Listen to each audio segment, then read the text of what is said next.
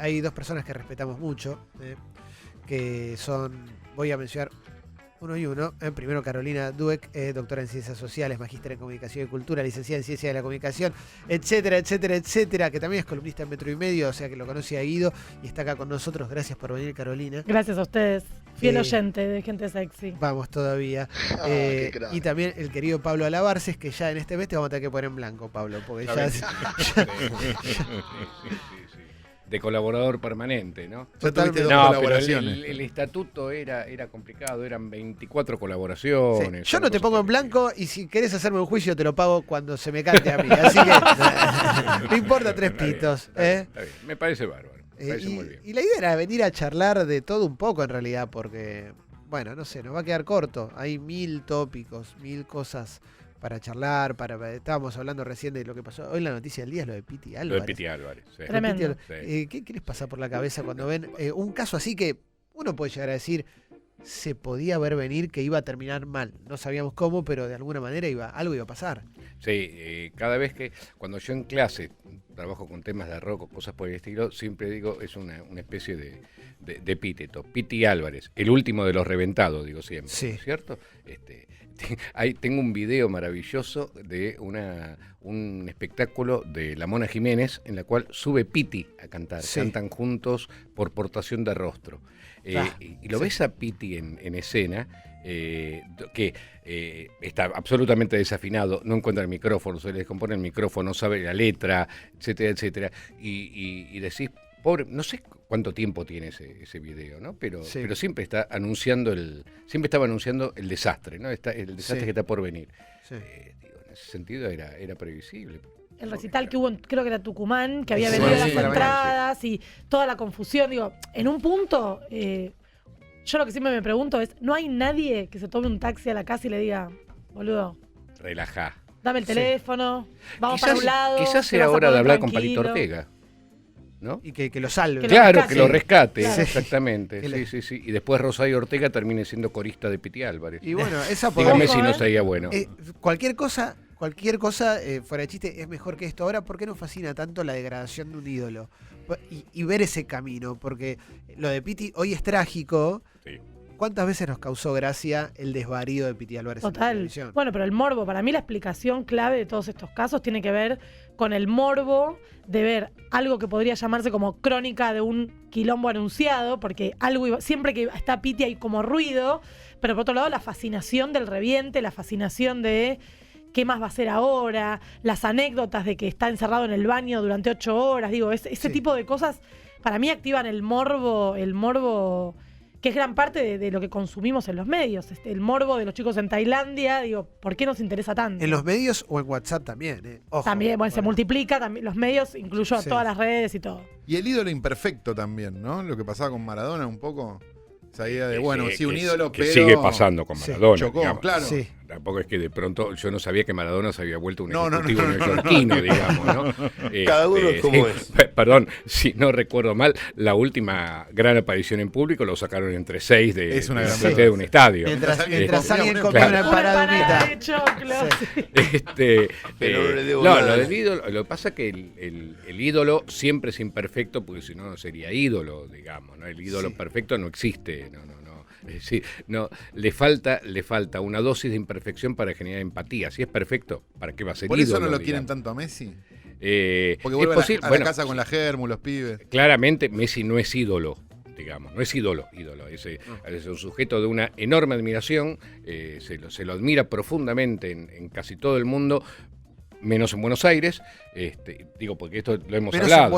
Menos en Buenos Aires, digo. En general no es un tipo que despierte tantas resistencias en el resto del país. En Buenos Aires sí, muchas.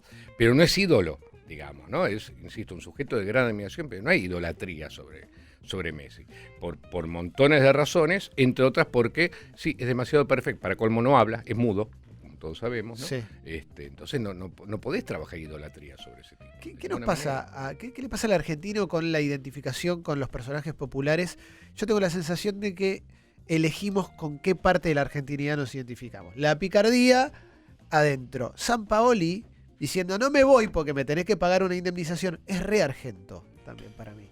Y firmarle un contrato impagable también es re Sí, argento. es re argento. Sí, claro. Pero a mí me da bronca, yo lo veo y tengo ganas de putearlo, ¿entendés? Pero no lo digo, bueno, sí, lo digo como así. Yo en general me resisto, creo que inclusive le hemos hablado de esta cosa de esto es argentino, esto no es argentino, el ser nacional, cómo somos, etcétera, etcétera, porque en general el que dice cómo somos dice cómo es él y hace de cuenta que todo el mundo es igual a él, digamos, ¿no es cierto? Pero en cuanto a ciertas estructuras, es muy argento todo lo que está pasando con Sampaoli. Lo que dijo, Mucho. claro, le firmaron un contrato infirmable e impagable y ahora se lo quieren hacer de cuenta que ese contrato no existió y lo empujan hacia el barranco para que el tipo renuncie. Entonces, no, Pero todo lo que es re argento arranca como algo re argento y termina mal. No, pero es medio vergonzante. Nosotros nos pasa mucho cuando viajamos por cuestiones de trabajo académico y tratamos todo el tiempo y lo hablamos siempre de separarnos un poco. Yo él estuvo en Rusia y era como fingir que no sos argentino en un tren lleno de argentinos desquiciados. me hacía gracia. No me acuerdo quién me dice. Decía que era albano, ¿viste? Nada que ver. Claro, que no sé quién me dice, miré por la tele y no te vi. Era muy sencillo, era el único que no tenía la camiseta argentina. Claro. Estaba con una remera azul. El que estaba tranquilo. Pero sí, eso te da cosa, ¿no? Esa cosa de Sí. gritona, estentorieta de pelota. Muy argenta. Muy tana también, por Sí, supuesto, pero sí, como sí, no estaban claro. los italianos en Rusia, entonces... Destacamos, vamos. Claro, exactamente. Pero, a ver, esa jactancia de qué piolas que somos, que también incluye él, los mejores hinchas, lo mejor esto, lo mejor lo otro. mejor público. Sí. El mejor público, qué pasional que es el público argentino, ¿no? Y a veces aplaude cosas inaplaudibles porque tiene que hacer de cuenta que sigue siendo el mejor público Sí. argentino. Pero, digo, nada, sí, no, insisto, yo me resisto a hablar de idiosincrasia. Hay ciertos rasgos sociales y culturales que no son precisamente para jactarse, Sí. ¿no? ¿Y cuándo sucede que empezamos a valorar algo? Yo tengo un amigo que decía que cuando perdés Argentina, cuando pasa algo fuerte, empezás a valorar lo que tenías. No sé, después mucha gente empezó a valorar la democracia a partir de la peor dictadura de todas. Sí. Sí. Empezamos a pensar en la seguridad de los boliches a partir de Cromañón. Y voy a algo mucho más chiquito, por supuesto. Pero Pekerman, hasta este mundial, era el que no puso a Messi. Messi jugó 3 mundiales, no pasó nada en ninguno de los 3. Bueno, no llegaron a la final, pero no tuvo un rendimiento muy destacado en los mundiales. Y ahora empiezan a aparecer notas de...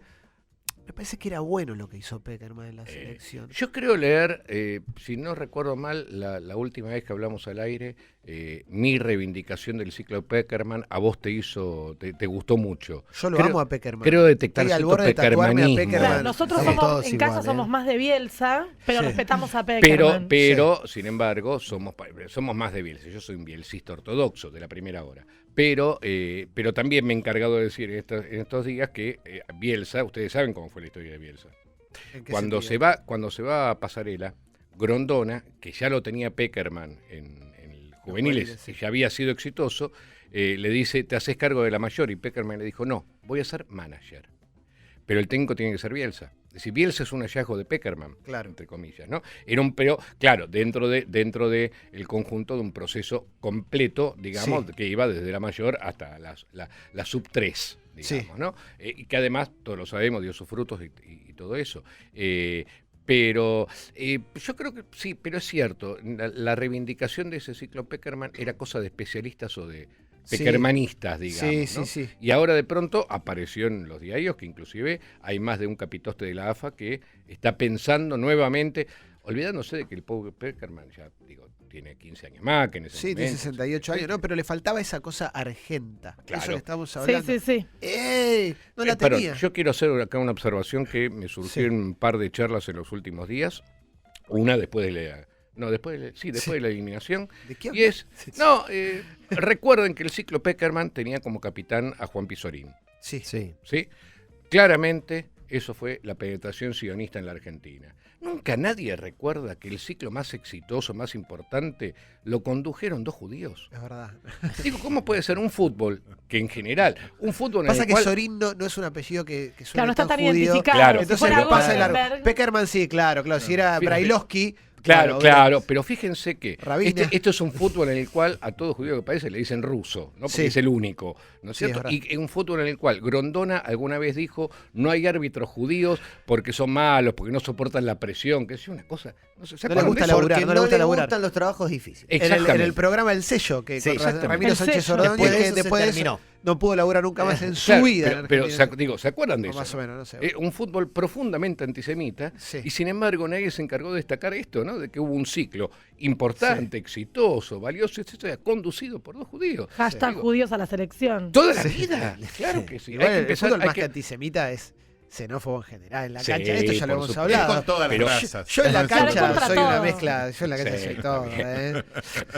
Pero vos seas hincha de Independiente. Yo soy El hincha ruso- de El Independiente. ruso Brailovsky jugó para Independiente. Sí, claro. No me pongo antisemita en la cancha. Ah, pero, está bien. ¿viste? Nadie Tengo quiere decir límite, chavo. tengo límite. Antisemita no, racista sí, pero Sí, sí. antisemita no. Contanos algo ¿No sobre viste el vos. chavo fue al Independiente y Boca dice muerte Bueno, a los judíos? pero- Nada que ver, ¿viste? pero Contanos entonces, algo yo sobre vos. quiero- Soy antisemita en la cancha. Pero viste que en la cancha uno se libera hacia ciertos lugares. Sí, sí, hace que no ciertos son lugares. lo- que no son los ideales. Me acuerdo todavía el día de un Vélez contra no sé qué equipo de Colombia en la Libertadores con Sí. mis 2 hijos, que apenas salen el equipo a la cancha, mis 2 hijos se paran y empiezan a gritar, negro puto colombiano. Y yo dije, pará, loco, a mí me pagan por decir que esto está mal. Claro. No, pero bueno, volviendo al anterior, Sí. moraleja es mi propuesta franca y abierta y generosa y que no la voy a cobrar es vayamos a Sociedad Hebraica Argentina a reclutar al próximo seleccionado argentino. ¿Y por ¿No qué les no? parece? No es mala, ¿eh? Y Y a Maccabi. Sí, a ver. Y a Maccabi. A Maccabi, A Codas Maccabi. también. A Codas tiene un gran equipo de Maccabi. fútbol histórico. Digo, se han hecho tantas macaras en el fútbol argentino. ¿Por qué no probamos algo inexplorado? Sí, claro. No es mala, ¿eh? No, yo lo pensaría. ¿Cómo encara estamos hablando con Pablo Alabarces y Carolina Dueck. ¿Cómo encara el argentino una crisis? ¿La encara con humor? ¿La encara pasándola mal? Sobre todo el contexto en el que estamos viviendo. Yo tengo 40 años, no vi tantos contextos así. Sí, me pasa que si hoy lo digo, me identifican con un partido político. Ah, sí. Claro, todo agrietado. Viste, en el 2001, si vos decías, che, esto está para el culo, nadie te decía, sos dualdista. Hoy decís, che, yo veo las cosas medio chotas. Te dicen, Cuca, y ni en pedo, ¿entendés? Pero, Mi pensamiento, pero esto no tiene que ver con resultados de investigación, Sí. sino análisis microsociológico, es que en general la falta de empatía sí. con todo termina cuando te toca a vos, digamos, ¿no? Sí, En muchas discusiones respecto de totalmente. políticas de género, de laburo, de todo, es, bueno, pero no querían laburar, bueno, y en el momento en que vos no podés explicar tu propio problema, ahí se vuelve en, estamos todos mal. Claro. Digo, esta cuestión de la falta de empatía hasta que no te involucra a vos el problema. Sí. No, bueno, Eh, ese hizo. Vos proyectás la generalización a partir de tu propia experiencia, lo que decía Exacto. antes, ¿no? Sí. ¿Qué piensa la gente? Lo que pienso yo, ¿no? Claro. Yo y Ahora- mis 2 vecinos, que son mis amigos, pensamos lo mismo, toda la gente piensa así, Mi grupo ¿no? de WhatsApp. Sí. Ahora, lo de la experiencia de la crisis es todo un tema. Vos sabés que ha sido bastante trabajado, ¿no? Sociológicamente, ¿no? Sí. ¿Qué pasa con la experiencia de lo inesperado, de lo novedoso, de lo que te rompe? La Argentina hay cierta cosa de estamos en crisis permanente, ¿no? Y entonces pareciera que la crisis no es excepcional. Citabas el 2001 y claro, en un momento en el que en el país había un 50% de desocupación y un 65% de población bajo el índice de pobreza, si eso no es una crisis, ¿qué es una crisis? Claro, la crisis dónde está. Todavía no estamos en una situación similar, pero claro, el punto es quién experimenta la crisis y de qué manera. Estamos diciendo esto en un programa que están por levantar y cuyos integrantes tienen que buscar laburo. Entonces, obviamente ahí hay una experiencia similar a la de los compañeros de Telam, por ejemplo, o a la de mucha gente que se está quedando sin laburo.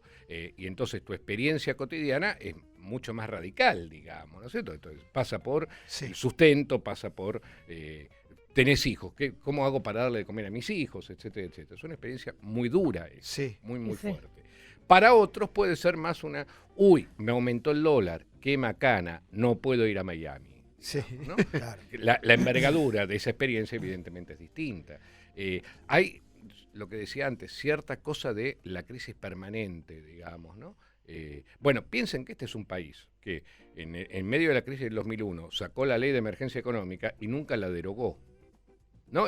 Una ley que daba facultades especiales al Poder Ejecutivo y nunca la derogó, como con la idea de que la ley de emergencia implicaba una emergencia permanente y continua. Sí, ¿no? claro. Entonces, es un país bastante particular en ese sentido. Por eso la idea de crisis en algún punto está devaluada. Porque Claro. vos otra vez, Argentina en crisis.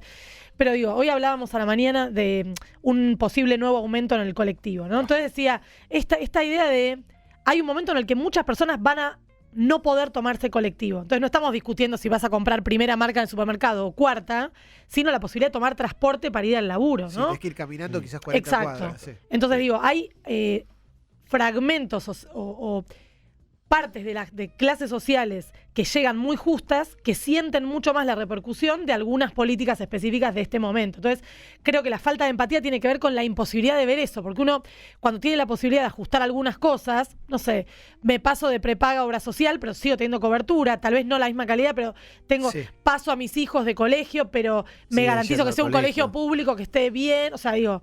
Ahora, hay otras personas que ya no tienen por dónde y lo que empieza a pasar es que las necesidades básicas empiezan a tacharse por incompletas. Entonces, ahí está el nudo y esa es donde digo que la falta de empatía es porque uno cuando no comparte la vida cotidiana de las personas que tachan eso, no lo puede ver. O sea, a veces es falta de empatía y a veces es un poco de ceguera. Decís, bueno, date cuenta que vos puteás pues te aumentó el gas, pero el otro le cortaron el gas y no lo va a poder reinstalar nunca más, ¿no? ¿Hay forma de entrenar de alguna forma la empatía? Porque suena a una batalla perdida de la falta de empatía.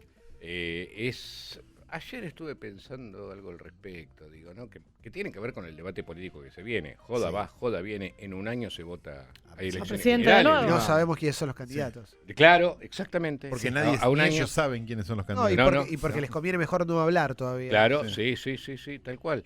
Y entonces, bueno, a ver, se va a venir un debate, va a haber un debate. Y ese debate tiene que ser esto, cómo rearmás una sociedad absolutamente fracturada, digamos, que no ha creado, que te vienen con el mito de todos juntos, todos unidos, la unión nacional y que es todo lo otro, y bueno, pero para eso vos tenés que generar ciertos consensos más o menos amplios y que además contengan, en el sentido de tener adentro, ¿no? De somos inclusivos, nada, para un consenso muy amplio para que sea más o menos exitoso poder llevarlo adelante.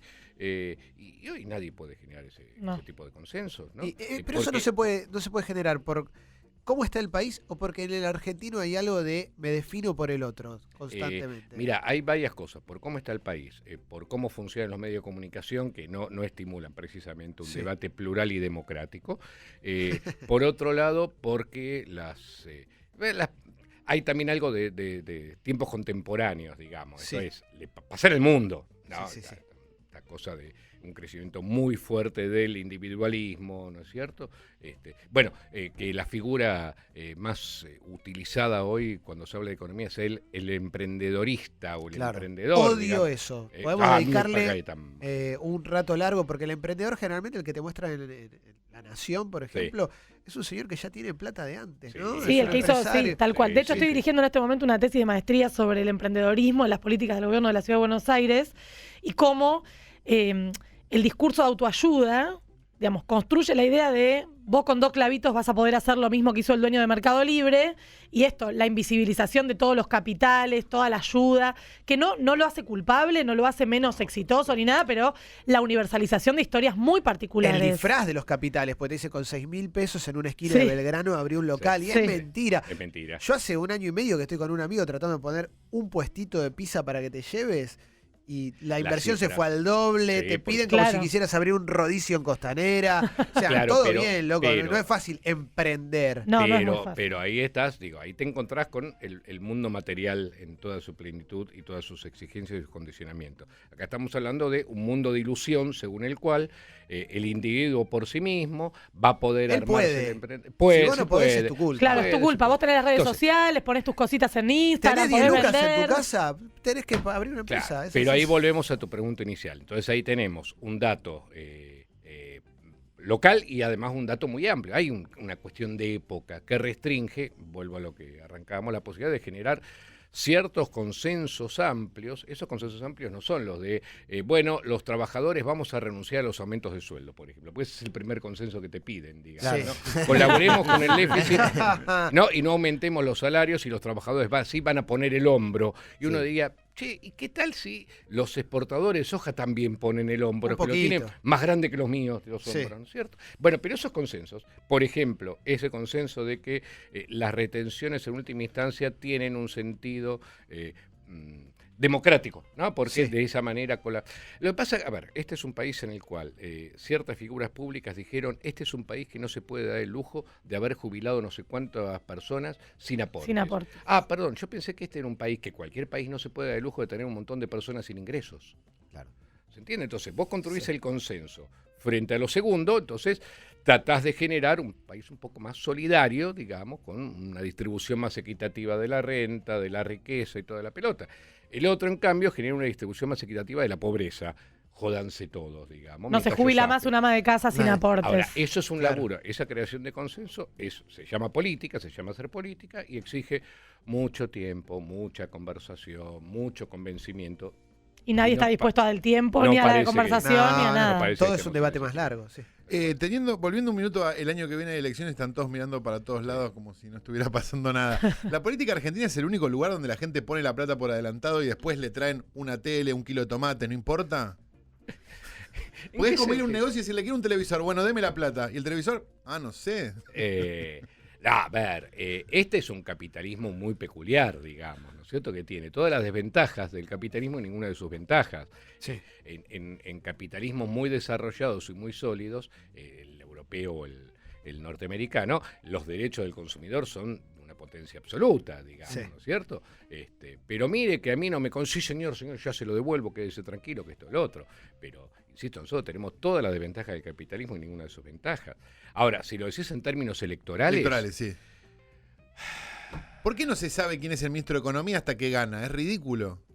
No, pero hasta fíjate, no. Pero eso se sabe, Pero hay como mucho misterio. Parece bailando. La última campaña, tanto Macri como Scioli, parte de la estrategia de campaña consistía en anunciar a su próximo gabinete. ¿Quiénes eran? Exacto. No sabíamos. Pero no es lo mínimo indispensable eso. Pero lo mínimo indispensable, yo en el lugar de Scioli lo hubiera ocultado, digamos, el gabinete de Scioli era un aquelarre. Digo, a ver, iba Bernie de ministro de Seguridad. No voy a decir que me quedo con Patricia Bullrich. Nada más lejos de mi corazón.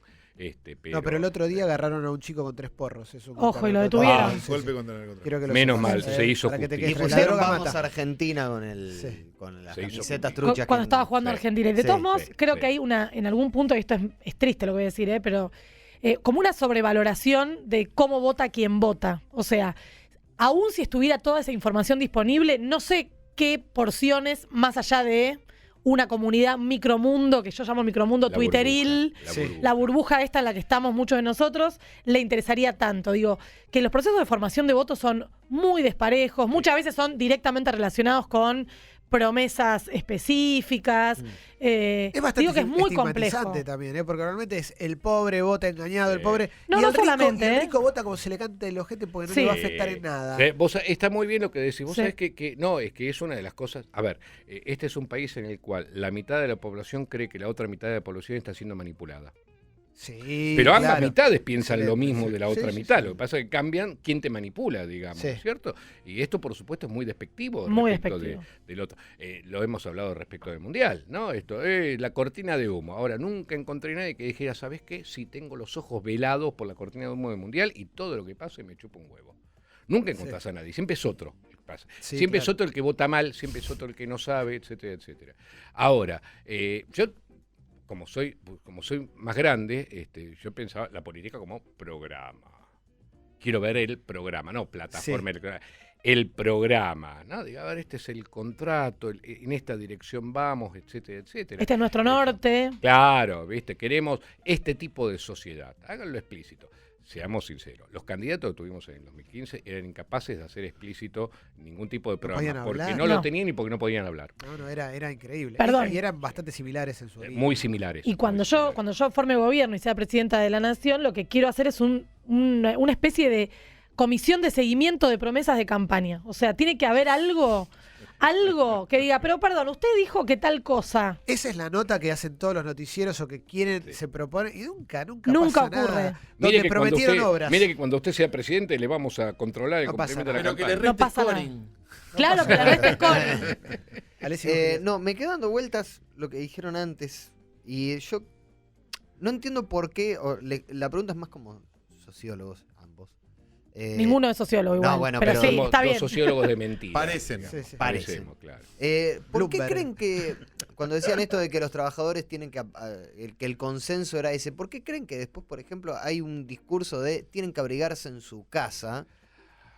Ese es espectacular. A ver, Y funciona, digamos, y nadie y hay cierta aceptación a eso. Pero bueno, pero a ver, así funciona el sentido común. Que no es que sea el menos común de los sentidos. El truco con la palabra, con la categoría de sentido común es que hay varios sentidos comunes. Sí. Entonces, hay un sentido común conservador construido respecto de que los servicios públicos sean demasiado baratos en la Argentina y que en el resto del mundo pasan frío. Sí. Nosotros hemos visto, es cierto, la calefacción es muy cara en ciertos países y entonces la gente prefiere abrigarse toda la pelota. Ahora bien, eso se impone como una especie de núcleo de sentido común muy fuerte y se batalla con eso, ¿no? Se batalla. Esto está lleno de contradicciones, es decir, el mismo presidente que decía hay que abrigarse se sacaba fotos en remera y en pata, digamos, ¿no es Sí. cierto? Pero ese sentido común, si es exitoso es porque pegó con los sentidos comunes de ciertos núcleos de población. Ahí aparece el problema de la gente, el todos, etcétera, etcétera. En realidad no es la gente la que piensa así, sino ciertos núcleos que se pueden definir en términos de género, trayectorias laborales, educativas, clases socioeconómicas, etcétera, etcétera, que comparten eso y entonces sobre eso se construye ese mini consenso. ¿Se entiende lo que quiero decir? Hay otros que dirán, no, loco, no me rompa los huevos, ¿por qué? Si tenemos gas, petróleo, etcétera, etcétera, tenemos que estar abrigándonos además en casa. Pero Pablo, perdóname, hay un dato que no estás poniendo, que es que no te abrigás, decís no me rompa las pelotas y después te llega una factura que no podés pagar. Entonces hay una perversión respecto Claro que hay de una no te perversión, cuidás, te por llegan supuesto. 2 lucas de gas y ¿qué haces? Claro. Sí, por supuesto que hay una perversión, pero digo, las sociedades trabajan no sobre un sentido común o un consenso o una convicción o todo el mundo piensa que. En realidad lo que parecen hay mucha más pluralidad, hay pensamientos, posiciones, etcétera, consensos que se ven más y otros que se ven menos y otros que directamente se ocultan, digamos, ¿no? Sí. Bueno, las sociedades modernas, complejas, tienen que ser así, tienen que tener esa pluralidad. Lo que pasa que las que mejor han funcionado son las que pudieron... Ayer cené con un muy querido amigo mío, Christian Kupchik, que hizo un largo exilio sueco, todavía sigue teniendo 2 hijos viviendo en Suecia. Claro, Suecia aparece como Sí, parece. Sí. uno de esos paraísos Disney World. Donde hay terrenales. que ir, Disney claro. World. Disney con Eh, frío, sí. Bueno, y entonces, hablando de cambios que han tenido, que tuvieron cierta alternancia, pero cierto consenso socialdemócrata respecto de cosas de las cuales no se puede salir. Que él había estado varios años sin volver, vuelve, le pregunta, el hijo quejándose, no, mirá, nos sacaron subsidios al ocio, por ejemplo, porque los suecos hasta eso, tenían Subsidio subsidios al para ocio. prácticas de ocio, ¿no? Y está indignadísimo. Che, y entonces también privatizaron la educación. ¿Cómo van a privatizar la educación? En Suecia, la educación, la salud, la seguridad social, la jubilación, etcétera. No, ahí hay un consenso absolutamente unánime entre los bloques de derecha y los bloques de izquierda, que en torno a esas cosas no se joden, digamos, ni se comienza a discutir. Claro. Claro. Ni se comienza a discutir. Después sí, discutís más, un poco más de impuestos acá, un poco menos de impuestos allá, ¿no? Pero ese consenso básico respecto de que una sociedad necesita estar protegida y satisfecha en ese tipo de umbrales elementales, digamos, que hacen en la vida cotidiana, de eso no se duda. ¿El aborto rompió la grieta un poco, el debate por el aborto? En algunos casos. Y construyó otra también. Sí. Rompió la grieta en la burbuja, digamos, en muchos casos, en la burbuja de redes sociales Sí. y en otros espacios también, pero generó otra. Las imágenes del otro día del desfile a mí me rompieron el corazón. No porque yo estoy a favor del aborto seguro, legal y gratuito. Creo que es un derecho a conquistar y que es el camino, digamos, junto con muchos otros derechos. Me interesa escuchar quienes no están a favor. Me espanta la marcha del otro día de las nenas y los chicos con Increíble. O sea, digo, Sí. ese es el proceso respecto a la representación. Por otro lado, es una puesta en escena que yo me pregunto, muchas personas que genuinamente por convicciones políticas, religiosas, están en contra de la interrupción voluntaria del embarazo. Yo no sé si es tan seductora esa marcha de chicos y chicas con él. No, me parece que es contrafáctico, contraproducente en algún punto. Sí.